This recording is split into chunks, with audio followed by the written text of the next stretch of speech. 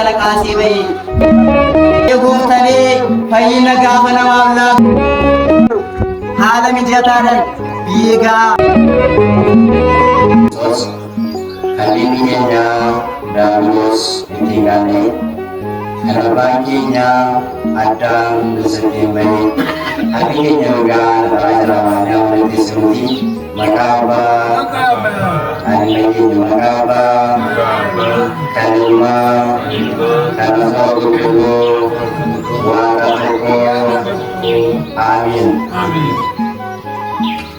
Kabajamtootaa abbootootaa futuun balbala samii kan isaanii malaatanii akkasumas waaqayyo gooftaan abbaan keenya kan isin lafa irrattiidhaan samii irratti namaadha kan isin lafa irratti kan immoo samii irratti kamaadha jedhee kabajama isaaniif kenne akkasumas qulqullichi Yohaannis nafaan warqee dhugumatti isin waaqayyooti kan jedhan abbootootaa akkasumas kabajamtootaa obboloota dhaabbanoota tajaajila mana kiristaanaas kan ariifatan akkasumas immoo kennaa Istefaanos kan isaaniif laatame akkasumas kabajamoo barsiisaa keenya kutaa wangeelaa mana amantaa kana kan ta'an barsiisaa Isheetuu Gammachuu akkasumas abbootii maanguddoota naannoo kanaa haadholii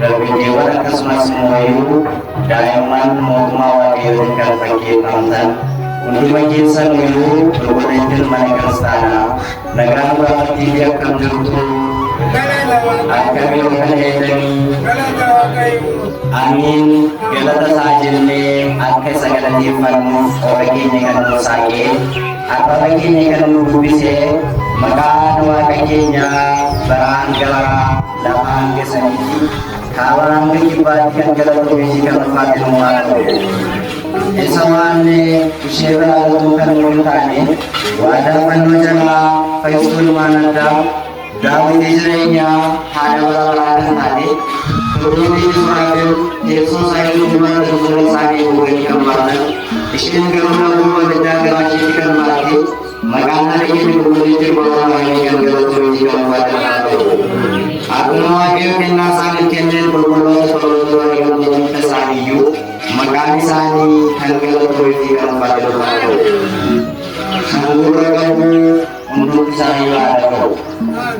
Abbaa jechaa kan ta'e sababa jecha kanaatiif balaa caqasa kanaatiif maqaan gooftaa keenyaa masara deemuun kan galatuu fi kan ulfaatu qabu. Egaa guyyaa har'aa kanaa daqiiqaa muraasa yookaan immoo yeroo muraasa qorannee waliin kan barannu mata duree barumsa keenyaa goonee kan ittiin barannu jecha isa kanaadha. Yaa ta'uuti jecha kana kan argannu kutaa macaafa qulqulluu keessaa kutaa kakuu haarawaa kan ta'e wangeela abbaa keenya qulqullicha Luqaas boqonnaa 8 lakkoofsa 8 bira gaafa deemnu guutummaa jecha kanaan argama. Egaa wangeela Luqaas boqonnaa 8 lakkoofsa 8 irratti maal jedha? Kan gurra qabu hundisaayyuu yaada gahu jedha. Sagaleen kun immoo laphee keenya irratti akka nuuf caafamuuf keessa keenya irratti akka nuuf ol kaawwamuuf hundumti keenya iyyuu haalota ta'ee kan baasnee waliin dubbannaatiin waliin dubbata. Kan gurra qabu hundisaayyuu jedhame kan gurra qabu hundisaayyuu haala gahu. Kaayyoon barumsa keenyaa bara jireenyaa keenya keessatti sagalee waaqayyoo hojii keenya mootummaa waaqayyoo jira. Egaa kaa jecha kana kan dubbate sagalee amma kaasne kana kan dubbate uumaa uumamtootaa kan ta'e mootii moototaa kan ta'e waaqa waaqotaa jiraachisaa saba hundaa kan ta'e abbaa isaa abbaa isaa kan ta'e gooftaa keenya fayyisaa keenya Yesuus Kiristoos alfaa omeegaa kan jennu jalqabaa xumura kan qabne gooftaa keenya Yesuus Kiristoos jecha kana kan dubbate. Jechi kun immoo kan itti dubbatame yeroo sana namoota gooftaa keenya Yesuus Kiristoos yeroo inni biyya lafaa gubbaa deddeebi'ee lallabaa turetti namoota hedduminaan isa duukaa bu'aa turan dubbaboota akkasumas gurgurtoota hedduutti jechuun kan dubbatame.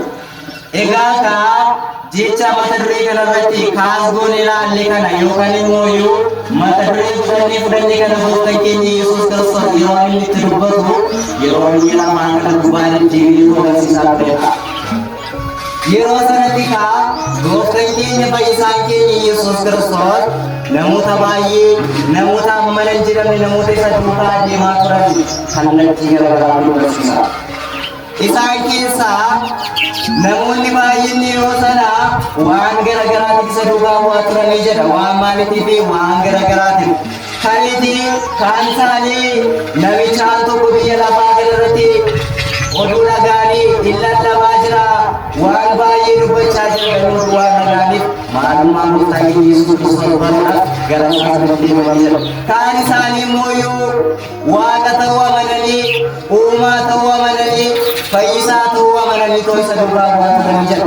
Kaan isaanii immoo dhukkuba garaagaraa waan qabaniif dhibee garaagaraa waan qabaniif isa duukaa dhibee sanarraa isa duukaa bu'aniif. Kana keessatti guyyaa tokko namoonni baay'een namoonni amma hin jedhamne waan garaagaraatiif gooftaa keenya Yesuus Kiristoos duukaa bu'anii jira. Wanta garaagaraatiif gara isaa deemanii sagalee Waaqayyoo inni immoo mootummaa Waaqayyoo maal akka ta'e labsaa ture. Jireenyi biyya lafaa kanaa karaa kamiin akka milkaa'uu danda'u karaa sirriin isa kamidha? Waan dhugaan isa kamidha? Daandiin mootummaa Waaqayyootti nama geessu isa kamidha jedhee lallabuuti jedheetu mootummaa Yesuus Kiristoos. Kana booda fakkeenya tokko kaasee namoota isaan duukaa bu'aa turan namoota isa duukaa deemaa turan fakkeenya tokko kaasee isaan barsiisuutti jedhamaa taasisanidha. Egaa fakkeenya inni kaasee barsiise kun maalidha? Hiikan fakkeenya kanaas maalidha jennee gaafa ilaallu Wangeelaa Luqaas boqonnaa 8:4 gaafa kaasee ilaallu mootummaa seenaa kan argamu. Yeroo sana gooftaan keenya fayyisaan keenya Yesuus Kiristoos namoota baay'ee karaa isaan hubataniin waan isaan barsiisu fakkeenya tokko isaaniif maal jedhee yeroo sana baay'een isaanii waan safara isaa jiraniif fakkeenya kaasee yeroo kaasee dubbatu namicha tokko sanyii facaasaa maal jedhu lafaana jirtu namicha tokko sanyii facaasaa jedhu. Namichi kun lafa isaa erga qopheessee booda qotee erga bulleeffatee booda ulaagaa sanyii sanaaf erga qopheessee booda guyyaan gaafa ta'u sanyii kana facaasaa jira. Yaa ta'uuti yeroo sanatti erga lafa isaa qopheessee booda erga sanyii qopheessee booda facaafachuudhaaf sanyii isaa kana fudhatee bahe mana isaatii sanyii kana kaasee bahe. Yeroo karaa gubbaarra sanyii harkaa kan facaafateedha sanyii harka tokko karaa gubbaarra kunuunsuudha. Maali gubbaarratti? Dhagaan jiru maali gubbaarratti? Karaa gubbaarratti buusee jira. Kana booda sanyii kana erga karaa gubbaarratti buusee booda wanta ittiin biqilu waan hin qabneef biyyoo gahaa waan ofirraa hin qabneef akkasumas karaa bukkeedha waan ta'eef namoonni baay'een achirra deemu simbirroonni baay'een waan achirraa funaannataniif maal gubbaarraa karaa gubbaarraa kana booda namichaan kun isa tokko karaa irratti erga buusee booda isa lammaffaa ammoo facaasaa yookiin lafa dhaqaa gubbaarra buusee dhalamaadha. Egaa lafti dhagaa biyyoo sanyii rafii ta'u dhagaan biyyee gahaa waan ofirraa hin qabneef sanyii biqilchiisuu hin danda'u guddisuu hin danda'u firii gaarii isaaf laachuu hin danda'u haala mijataadhaan biyyee gahaa biyyee kuusaa waan hin qabneef sanyiin suni margee guddachuu hin dandeenye biqiluu hin dandeenye jala dhagaatti baamuu yoo yaasama. Kana booda biyyee gahaa sana waan hin qabneef ijoollogee hin badee jedha. Garuu yeroo jalqabaatiif sanyii sun gaafa achirratti ija godhachuudhaaf yaadee jira. Firii godhachuudhaaf marguudhaaf biqiluudhaaf yaadee jira. Garuu biyyee waan hin qabneef hidda gadi fagoo waan hin qabneef jala isaatiin jiru dhagaa waan ta'eef. Kana booda sanyii harka sadaffaa mooyyuu namichaan sun facaasuudhaaf yeroo deemu lafa bareedaa keessatti buusee lafa maalii keessatti dhagaan jiru lafa maalii keessatti lafa qoree keessatti buusee jira. Kana booda sanyiin lafa qoree keessatti bu'e suni biyyoota innoo waan qabuuf ni margee jedhani biqilee jedha waliin guddate. Erga guddatee booda qoreen sun guddatee waan marguuf sanyii sana irra dheeree jira. Lafa keenya gaafa mijeeffannee qotannee haala mijeeffannee sanyiitti naannu wantoonni garaagaraa isa keessatti matu wantoonni garaagaraa isa qabatu wanta keessatti matu kamiyyuu qorichaan gaafa keessaa hin balleessu ta'ee sanyii irra dhaqa. Sanyiin lafa qoree keessatti bu'e sun immoo qoreen sun waan irra deebi'eef sanyiin sun biqiluu hin dandeenye biqilee immoo firee godhachuu hin dandeenye jedha. Hin affanamee jira. Hin sillifamee qabamee jira. Kana booda sanyii isaa harkaan qofaa yookaan immoo isa dhumaa sana lafa qotee qopheesse sana lafa bareechee baase sana biyyee gaarii sanarraa facaafatee galee jira. Kana booda erga facaafatee galee booda sanyiin sun ni biqilanii ni guddatanii firii gaarii buusanii firii 30 buusan 60 buusanii jira. Kana booda mootiin keenya Yesuus Kiristoos akkana jedhee namoota himee jira. Gaafa namoota himu duubamoonni isaa immoo itti dhiyaatanii yaa gooftaa hiikan fakkeenya kanaa maalidha fakkeenya kana kaastee nutti himtee sababni isaa maalidha hiikan fakkeenyichaas maalidha. Tareeti Waaqayyo gooftaan wanta tokko gaafa raawwatu sababa mataa isaati. Waaqayyo gooftaan fayyina gaafa namaaf laatu fedha isaati. Kana booda dhoksaadhaan mormaa baay'een isaanii dhaga'u garuu hin hubatani baay'een isaanii hin ilaalu garuu hin argani baay'een isaanii hin deddeebi'u garuu lapheedhaan miti laalaa yaa samuudha baay'een isaanii akkuma gooftaan dubbate yeroo ammaa kana sagalee Waaqayyoo hin dhaga'u isaan kan qalbeeffata laata baay'een isaanii fayyisuu Waaqayyoo fayyisuu sabalaa araarsummaa qulqullootaa ija isaaniitiin hin argu isaan qulqulluu laata yeroo ammaa kana baay'een isaanii uffata adii uffatanii mana Waaqayyootti hin deddeebi'u. Kana booda dhoksaan mootummaa Waaqayyoo isiniif laattameera. Namni baay'een isaanii nagaa garuu hin hubatu. Namni baay'een isaanii hin ilaala garuu hin argu. Kanaaf fakkii kan isiniif dubbadhee maana jirtu Waaqayyoon kana yaadu. Kana booda hiikaa fakkeenya kana hiika isaanii kennuufi Waaqayyo gooftaan bara jireenyaa keenya keessatti ciitii fagaate dhiyeesse kan fagaate kan dhiyaate nu barsiisee nu barsiisa. Kana booda maal jedhee sanyii kan jedhame sagalee Waaqayyoo maalidha? Sanyii kan jedhame maalidha? Sagalee Waaqayyoo. Abbaa sadii kan jedhame immoo Yesuus mataa isaatti yaasama kanaadha. Kana jechuun sagaleen Waaqayyoo sanyiidhaan fakkeeffama. Firiidhaan fakkeeffama sagaleen Waaqayyoo biyya lafaa gara gubbaa irratti. Baay'een isaanii sanyii kana yeroo lafa kamirrattu sanyiin kun ni badaa. Sagaleen Waaqayyoo baadiyyaadha magaalaa kan jiru. Ganama galgalan jiru sagaleen Waaqayyoo ni lallabama ni dhaga'ama. Isaan keessaa eenyutu qalbeeffachaa jira? Kan lallabamu kanaan eenyutu fayyaa jira? Eenyutu yaada garaa isaa ittiin geeddarachaa jira yaa saboota?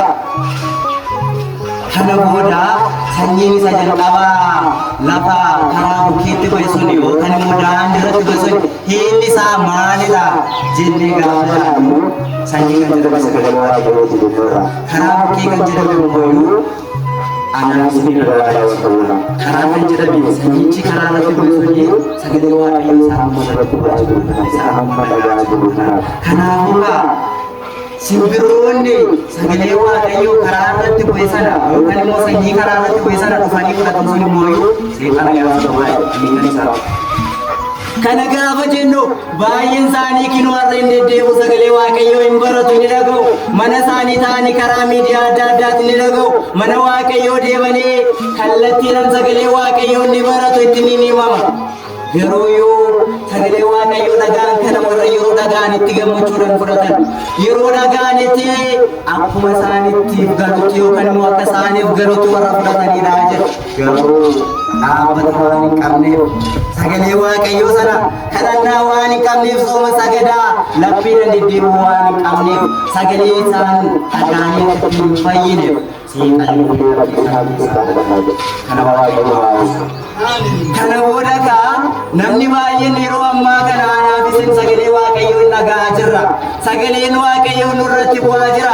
Waaqayyo nu barsiifachaa jira, nu gorfachaa jira, nutti himaa jira. Garuu nuti ittiin fayyina, nuti ittiin ija godhanna, nuti ittiin deddeebina gaafa jennu immoo amantaa uumuu waan hin qabneef, amantii laphee waan hin qabneef kana waaqayyoo sanyii karaa irratti bu'ee kan jedhame isa kanaadha. Inni lammaffaan immoo sanyii lafaa dhagaa irratti bu'ee kan jedhame inni isaa hoo maalidha jennee gaafa ilaallu akkasidha. Namni tokko jedha mana waaqayyoo hin deema sagalee waaqayyoo kana sanyii isa jedhamti kana hin barataa jedha. Yeroo baratu sana gammachuudhaan fudhata kan isa ga'u hin jiru. Sagalee waaqayyoo kana yeroo dhaga'u wanti isaan madaalu hin jiru. Bifa gammachuutiin bifa addaatiin sammuu isaa keessatti qabata. Sagalee waaqayyoo kana cimsee qabataa jira. Garuu hidda gadi fagoo waan hin qabneef, amantii jabaa waan hin qabneef sagalee waaqayyoo sana akkuma mana sana keessaa buutiin. Baay'een keenya yeroo ammaadhaas ta'e sagalee waaqayyoo dhaggeeffachaa jirranidha. Gaafa keessaa turani garuu sagalee nama dhaggeeffatu. Kanaan dhaloota keenya fageenya kana. Kana gochuun immoo kadhannaa qabaachuun, diddiibuun, soomuu, sagaduun lapheedhaan waaqayyoo amanuu dirqamadha. Kanaafuu hin dhaga'u garuu jedhe hidda gadi fagoo waan hin qabneef, kadhaa waan hin qabneef, keessa gadi wani waaqayyoon waan hin amananneef sagalee dhagaan sana yeroo dhagaan sana fudhatu garuu ittiin hin fayyine har'aan isin wajjin fayyaa jirra. Yeroo baay'ee nageenya jireenya keenya guutuu keessatti barachaa turre. Yaa ta'uuti guyyaa sanbataa mana waaqayyoo deemnee barata. Hin dhufnaa hin dhaggeeffannaa garuu immoo eenyu keenya ittiin fayyaa jirra mana gawwamsa. Kaan isaanii sagalee waaqayyoo gaafa dubbatamu jireenya dhuunfaa isaanii kan yaadan, jireenya daldala isaanii kan yaadan, oolmaa isaanii kan yaadan baay'eetu jiru. Ofii sagalee waaqayyootu lallabaa jira isaan yaadan garuu barbaadu. Kanarraa waaqayyoo gosa lamaa bara laata keessatti namtichaaf jedhu gara jireenyaa mana waaqayyoo dhaqee bakka sanyii amala sanyii wajjin jirra dhaqee waa'ee sanyii barataa jedhu. Gaafa waa'ee sanyii kana baratu shuruftiin yeroo garagachan dhimma gartii yoo garagachan immoo dhimma gartii yoo garagachan tokkottee nama jirbisaa. Gaafa kana shurufatti barataa yoo dhaggeeffataa uummanni baay'een dhaggeeffatu sanyiin shuruftiin yoo gadi garagatte tokkotti yoo garagatte immoo gartii deebisisa. Achi booda isaan keessaa nama taa'ee barattii isaanii isaan tokko immoo gaafa tokko kana biraan tokko akkasitti tokko lamaan qabatanii sagalee waaqayyoo sanya mana sanya wajjin kan baratu. Gaafa kana namni kun barsiisee barsiisee gaafa namni kun jedhee fuula isaa qabatee jiru taa'aa jiru. Namicha kana galaan jiruu fi namichi kun dhaggeeffachaa jiruu fi jedhee meeshaalee abbaa akkan wanna nama barsiisu amala sanyii haala barsiisuu fi jennaan inni lafa keessa galgalaa manaa keewwate haati manaadha gara maatii deemte kana booda akka baasii irraatti akkasuma irratti deematannaan maalaadha.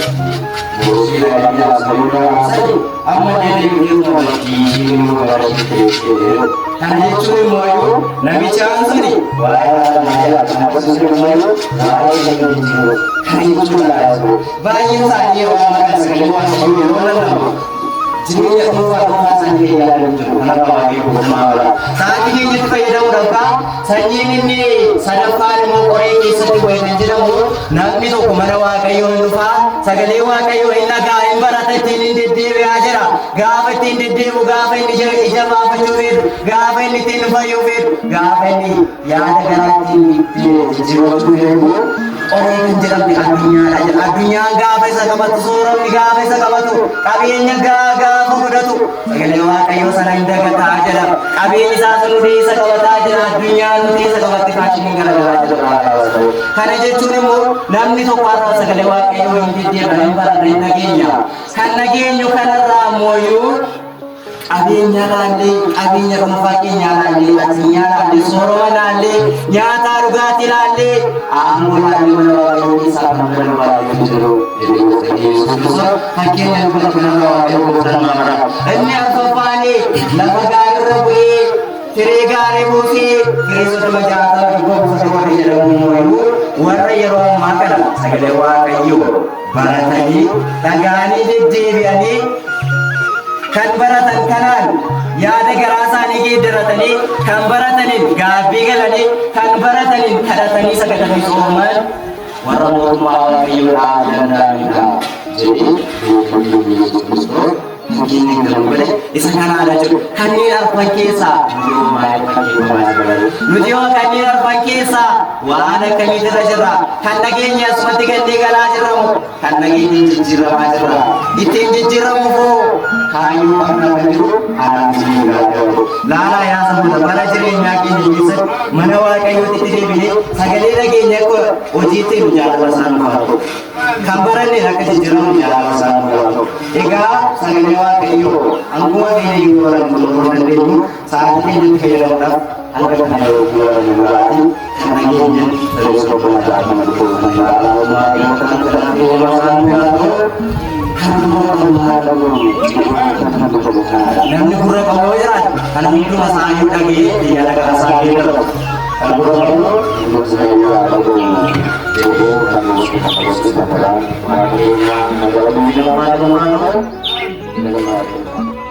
Thank you.